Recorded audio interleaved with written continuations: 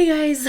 So before I get into this, I just want to let anyone who's watching this thinking that this really has something to do with veganism and that's why they're watching it. It doesn't really.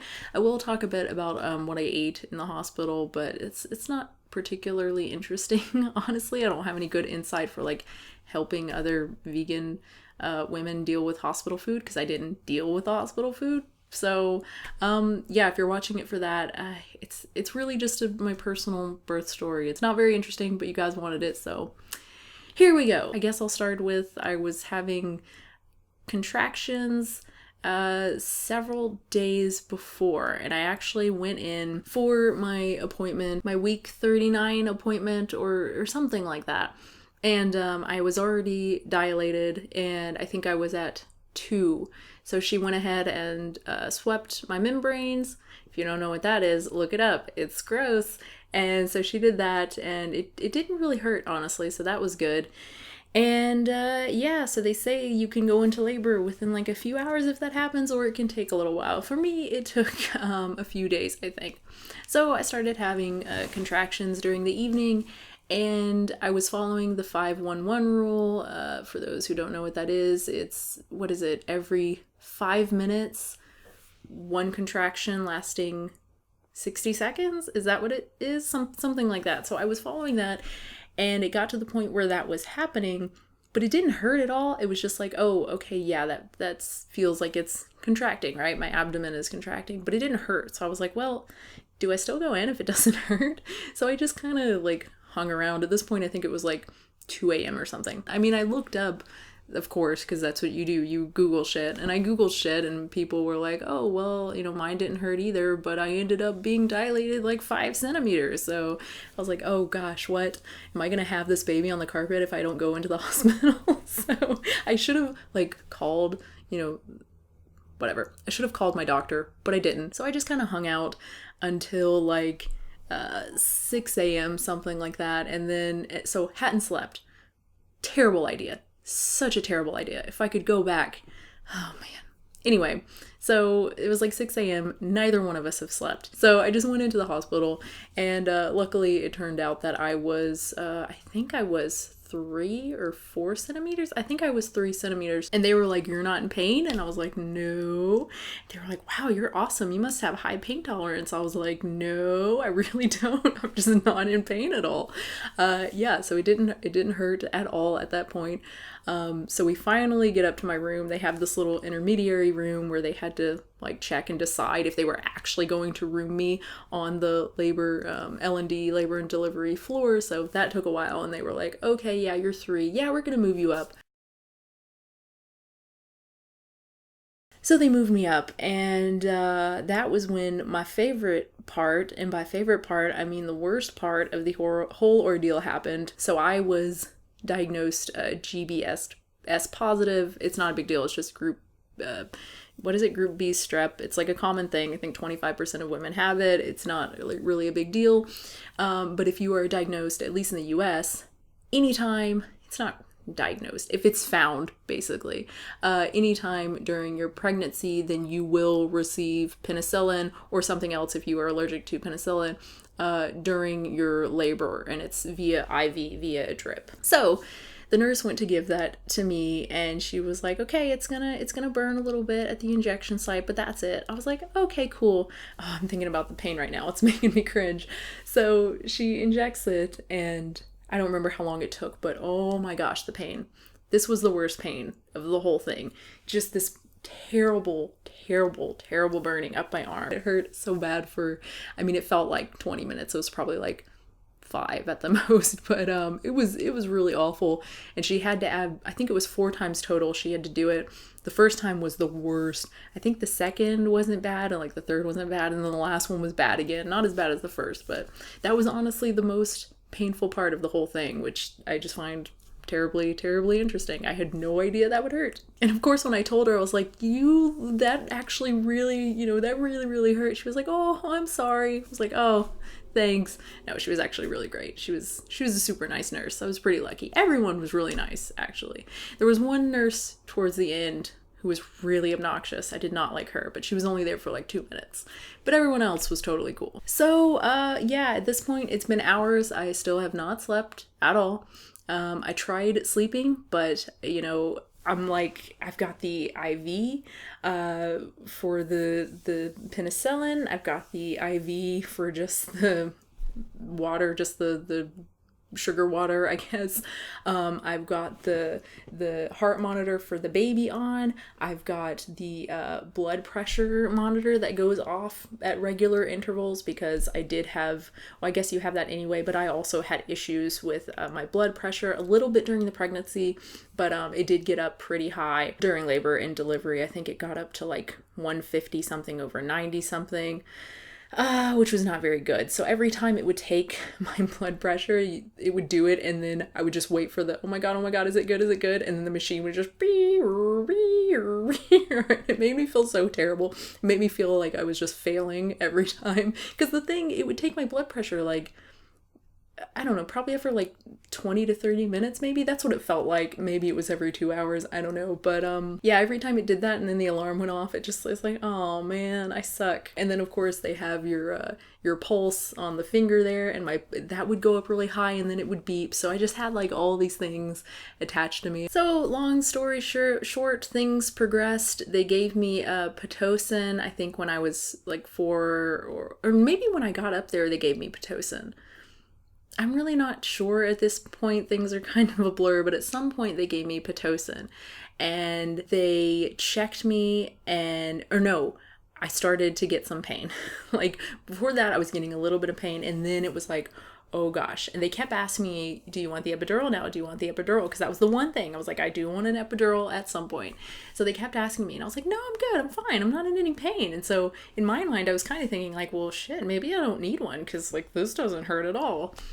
Well, then I guess the Pitocin kicked in, because that's one of the things I did read. Like if you're getting Pitocin, you need the epidural because the pain is just ridiculous.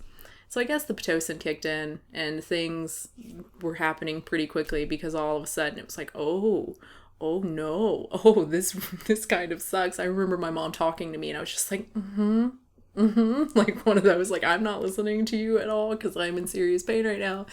And so as soon as the nurse came in, I was like, I need it. I need the epidural now. Can you just like give it to me? How does this work? And she was like, oh, okay, I'll go get whoever to give it to you. I was like, oh, okay. And so she's like, it'll be a few minutes. I was like, oh, okay, great. So I'm just laying there in pain. I think it was probably 20 minutes or so. And this guy comes in with this huge cart, just this giant cart of needles and medication and stuff, and he was great. He was super funny and super nice and just super calm. At one point he says, you're so small, that's great, or something like that. I was like, what are you talking about? Ew, what? Like I just got these like, oh, what are you saying? Like my mother was right there, my partner's right there, what are you saying to me? Well, then I think a few minutes later he was feeling my spine, that's where they put the epidural. And he was like, oh, beautiful. And I was like, oh, I get it. Because the smaller you are, the easier they can feel where they need to place it. It was like, oh, okay. You're not being creepy. You're just literally like, oh, this makes my job easier. So I was like, oh, okay. That's cool, I guess. But yeah, he was super funny. He distracted me a little bit from the pain. So that was nice.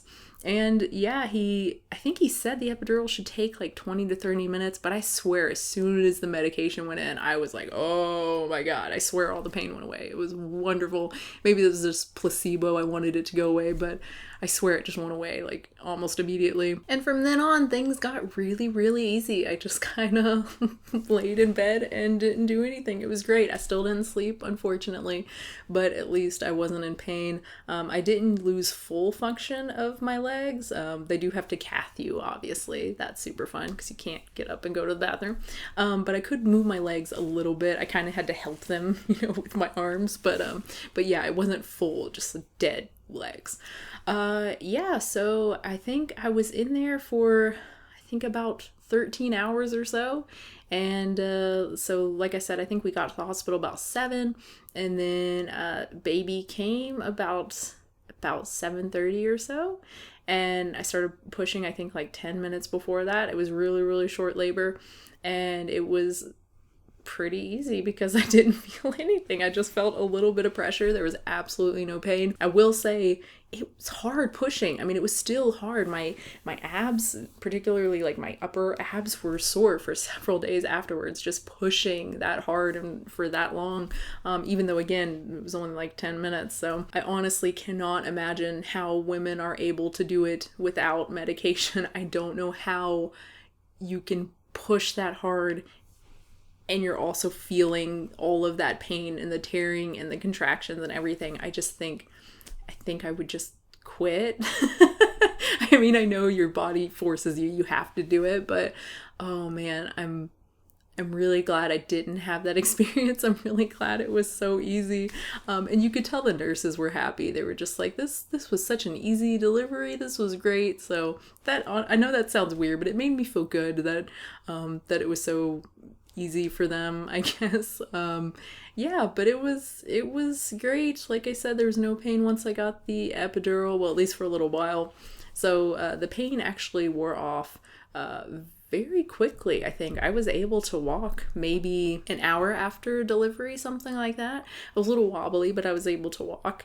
And it wore off completely maybe a couple hours after that. And then I was a crazy person for the next few days, because that's how you get after you have a baby and you're sleep deprived. Again, I wish I had not done that. I wish I had slept, but I was so wired. I mean, oh God, I don't know if I even could have slept if I had tried to. So what are you gonna do?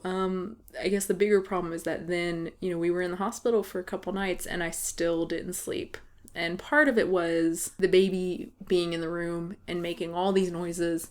And I'm just so, like my adrenaline's up. I'm already just freaked out over everything. I did not feel like myself. I didn't feel like myself for several weeks after the birth, honestly. It was a really weird time. Yeah, I felt really weird in the hospital, and I was just so worried about this just little tiny thing, and every noise, I would just like, the little bassinet that they give you is right next to it. So I would lay there and I'd almost be asleep. And then I'd just get up and look like, oh my God, are you still alive? You're still alive? Okay, I'm totally going to go to sleep this time. Nope, I'm up again.